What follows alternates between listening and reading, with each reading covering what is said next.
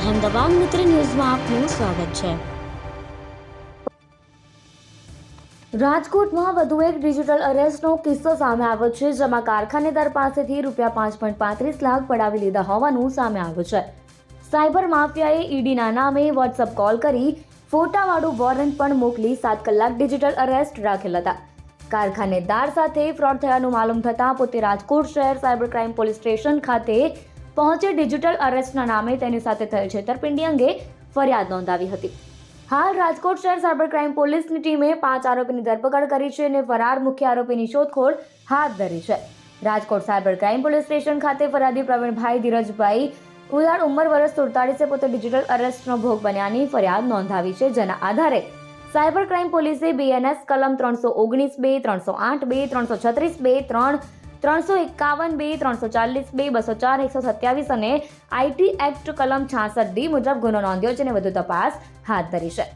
આ દરમિયાન પીઆઈઆરજી પઢિયાર અને તેમની ટીમને ટેકનિકલ સોર્સિસના આધારે પોલીસે 5 આરોપીની ધરપકડ કરી છે, જેની પૂછપરછ કરતા આરોપીઓએ પોતાના નામ અજય કોસ્ટી, પ્રકાશ કોસ્ટી, વિષ્ણુ નાઈ, અંકિત ચમાર અને કુલદીપ જાટ જણાવ્યું હતું। રાજકોટ શહેર સાયબર ક્રાઇમ પોલીસ સ્ટેશનને એક ફરિયાદ મળી હતી, જેની અંદર પ્રવીણભાઈ ઉંધાડ નામના એક વ્યક્તિ દ્વારા તેઓને ડિજિટલ અરેસ્ટ કરી તેમની પાસેથી 5,35,000 જેટલા રૂપિયા જે છે એ પડાવી લેવા માટેનું એક આખું ષડયંત્ર થયું હતું।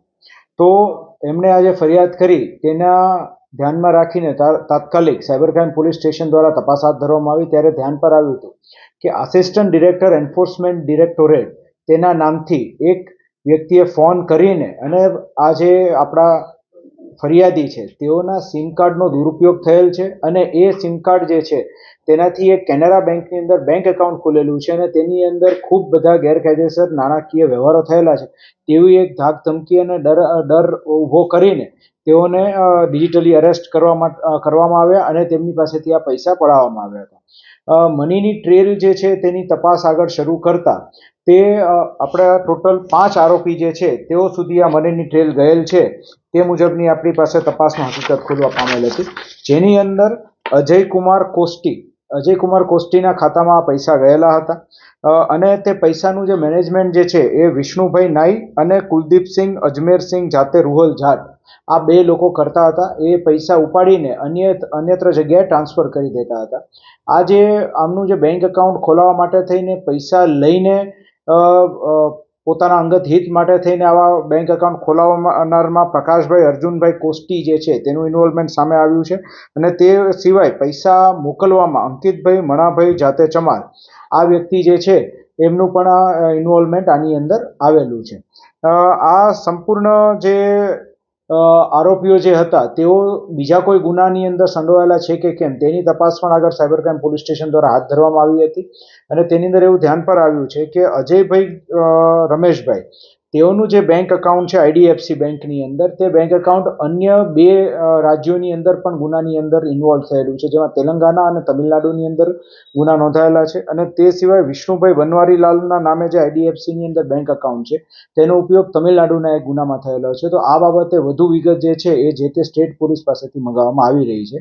હાલ આજે આ બંને 5 આરોપીઓ જે છે તેઓને નામદાર કોર્ટમાં રજૂ કરી રિમાન્ડ મેળવીને આગળ ફર્ધર તપાસની તજવીજ હાથ ધરવામાં આવનાર છે।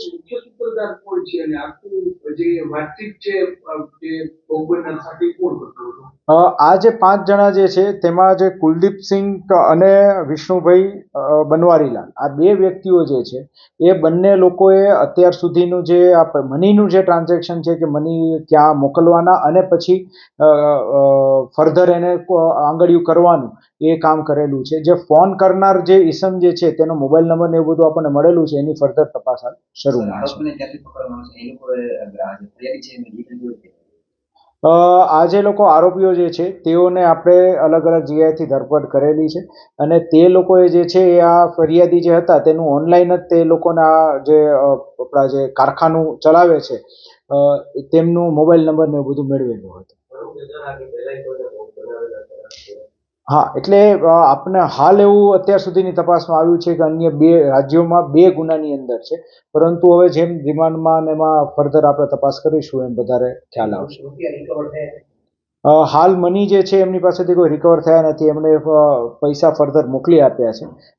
એ પૈસા ક્યાં મોકલેલા છે, કોણે એની અંદર પૈસા મેળવીને આ લોકોને કમિશન ને એવું આપેલું છે, એની તપાસ હાલ શરૂ છે. કોઈ બહારના રાજ્યનું કોઈ વ્યક્તિ ઇન્વોલ્વમેન્ટ હશે કે જેના કહેવાથી દોરી સંચારથી આ લોકો ટ્રાન્ઝેક્શન કરતા તપાસ હાલ શરૂ છે, એટલે આગળ એની અંદર એ દિશામાં પણ તપાસ કરવામાં આવશે. જે કોલ કરનાર વ્યક્તિ છે એની ધરપકડ નથી થઈ, એની તપાસ હાલ શરૂમાં છે. જે મની જે આ અલગ અલગ ખાતાઓમાં ગયા છે ને એનું મેનેજમેન્ટ જે કરતા હતા એ લોકોને આપણે પકડ્યા છે, અને તે લોકોને અલગ અલગ કમિશન, કોઈને 5,000 કોઈને 10,000, એ કેટલી અમાઉન્ટનું ટ્રાન્ઝેક્શન થાય છે એ મુજબ એમને મળતા. હાલ આપણે જે એક બેંક અકાઉન્ટની અંદર જે પૈસા ગયા હતા, મેં કહ્યું એમ, અજયભાઈ કોસ્ટી અને બીજું જે છે વિષ્ણુભાઈ નાઈ, એ 2 ખાતામાં પૈસા ગયા હતા, અને એ 2 ખાતાની અંદર ફર્ધર કેટલા ટ્રાન્ઝેક્શન થયા છે એની તપાસ આવશે.